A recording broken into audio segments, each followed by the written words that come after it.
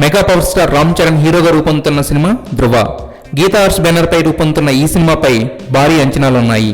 దసరా రోజు విడుదలైన టీజర్ అతి తక్కువ టైంలో 3 మిలియన్ వ్యూస్ క్రాస్ చేసి ధృవ కోసం అందరూ ఎంత క్యూరియాసిటీగా ఎదురు చూస్తున్నారో తెలిసేలా చేసింది.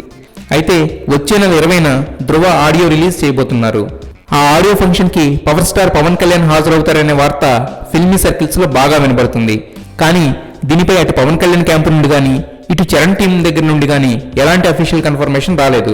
బట్ ఈ మధ్య కాలంలో తామంతా ఒక్కటే అని ప్రూవ్ చేసుకోవడానికి మెగాస్టార్ పవర్ స్టార్ తీసుకున్న స్టెప్స్ పరంగా కానీ తన బ్యానర్లో చరణ్ సినిమా చేస్తా అంటున్న న్యూస్ అఫీషియల్ అనౌన్స్మెంట్ కోసం గానీ పవన్ ధృవ ఆడియోకి రావడం ఖాయమని వాదిస్తున్నారు.